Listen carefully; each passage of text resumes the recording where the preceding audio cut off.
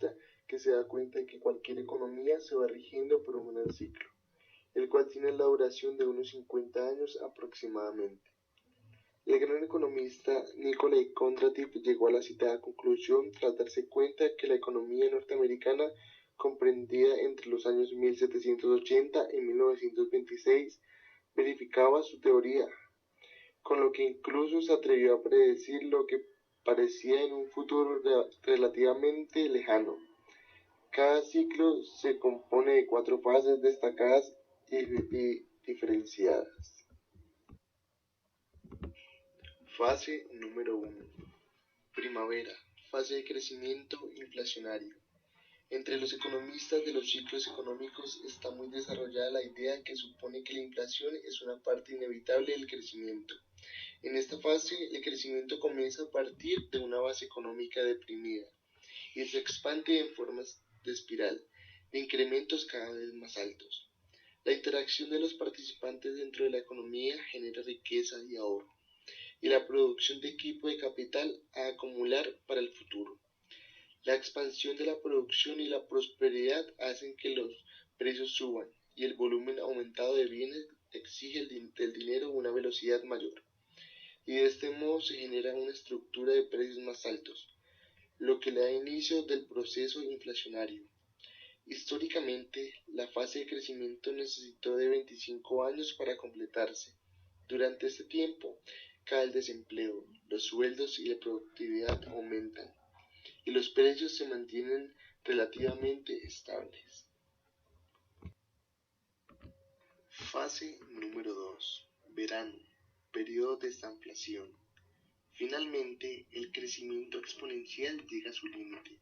El capital en exceso genera la falta de recursos clave y la economía entra en un periodo en donde el crecimiento genera una escasez de recursos. El estado de ánimo de la prosperidad de la primavera también trae aparejado un cambio de actitud hacia el trabajo, ya que a medida que la economía se acerca a sus límites surgen las ineficiencias. Los elementos que caracterizan a este periodo son una caída drástica de la producción, el crecimiento rápido del desempleo y una recesión grave no habitual. A pesar de que esta recesión primaria tiene una corta vida, tan solo de 3 a 5 años, es clave en cuanto a la alteración de las percepciones, los cambios de actitud y la estructura de la economía. Fase número 3. Otoño, donde nos encontramos en una deflación beneficiosa en un periodo de estancamiento. La recepción primaria del verano de Kondrativ es el resultado de un desequilibrio en la economía, forzado por limitaciones reales, tanto como de recursos humanos. El rápido aumento de precios y los cambios en la producción corrigen este desequilibrio. Este cambio en la estructura de precios, junto con el estado de ánimo de una población acostumbrada al consumo y a la acumulación de riquezas en los últimos 30 años, hace que la economía entre en un periodo de crecimiento relativamente chato y de prosperidad media.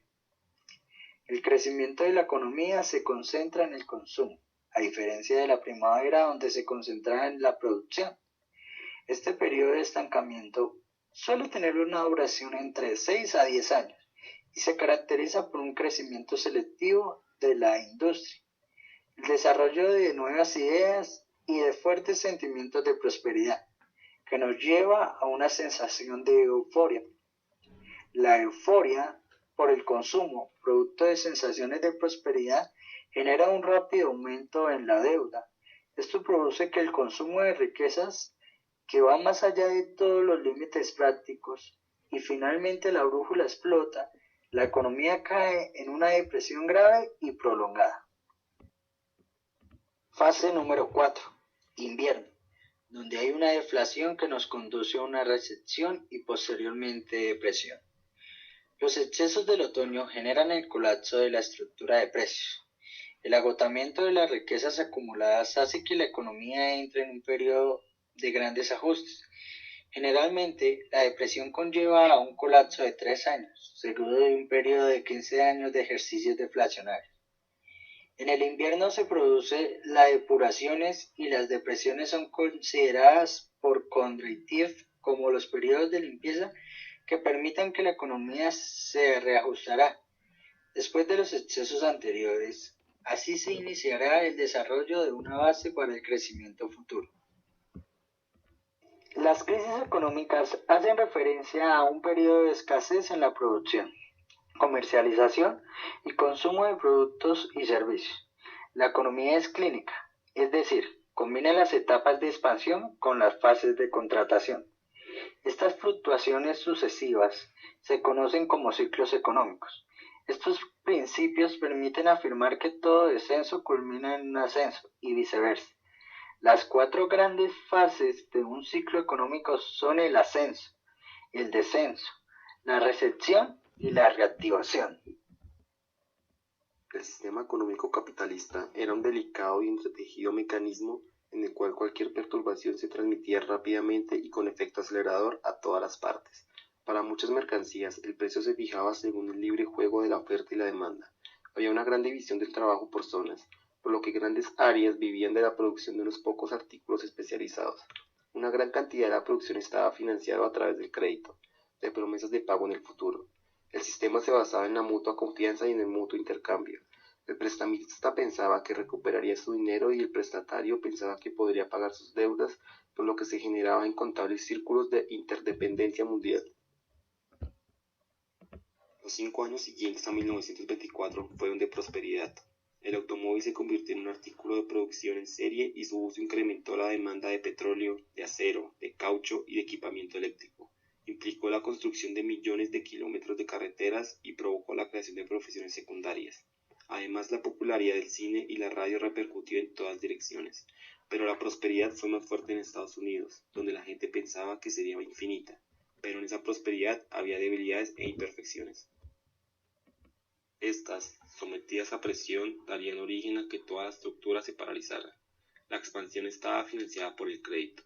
Los trabajadores recibían lo que se consideraba una porción equilibrada, pero los salarios quedaban muy por debajo de los beneficios y los dividendos, por lo que el poder adquisitivo de las masas no podía absorber el gran volumen de lo que técnicamente se podía producir.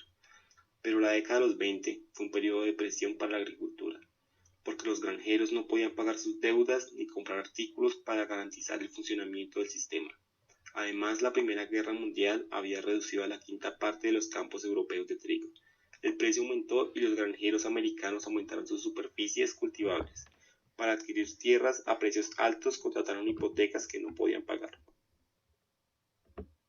Pero la agricultura se mecanizaba progresivamente. El cultivo de secano permitía disponer de nuevas tierras y la ciencia agrónoma aumentaba la producción, por lo que el resultado era una superabundante producción de trigo, por lo que en el área occidental la gente ya comía todo el pan que quería, pero las masas de Asia, que podían haber consumido el excedente, no podían pagarlo. Entonces el precio del trigo bajó hasta llegar al mínimo histórico de 1930. Los cultivadores de trigo se arruinaban. Los productores de algodón, café o cereales estaban en la misma situación. Los plantadores brasileños y africanos fueron presos de la superproducción. Aunque había formas más beneficiosas de agricultura como naranjos, no se podían producir porque no había capitales. La crisis aguda de la Gran Depresión se agravó debido al hundimiento crónico de la agricultura, ya que no había poder adquisitivo de las granjas. La apurada situación del granjero se agravó más cuando las ciudades redujeron sus gastos en alimentación, por lo que fue la depresión agrícola la que estaba en el fondo de los grandes cambios de los años de entreguerras. La crisis de 1929 y sus consecuencias. La crisis comienza con el hundimiento del mercado de valores y con una crisis financiera.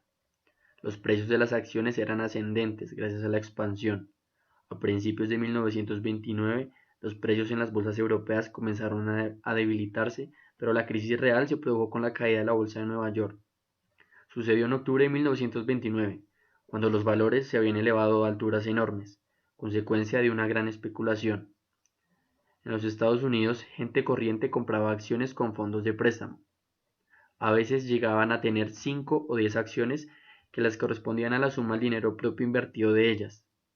El resto de este dinero lo tomaban prestado de los prestamistas y los prestamistas lo tomaban prestado de los bancos, la garantía que se usaba de las acciones compradas, por lo que la gente hacía aumentar el precio de las acciones al pujar contra otros.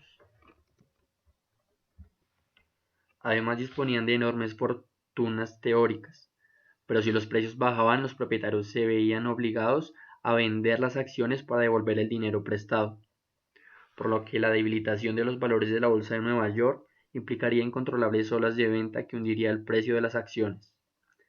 En un mes los valores bajaron de un 40% y en 3 años, 1929 a 1932, cerrarán 5.000 bancos americanos.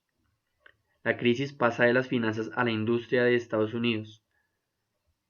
La exportación del capital americano llegó a su fin. Los americanos vendieron los valores extranjeros que poseían, por lo que se destruyeron las bases de recuperación alemana y en una parte europea. Los americanos cesaron de comprar productos extranjeros.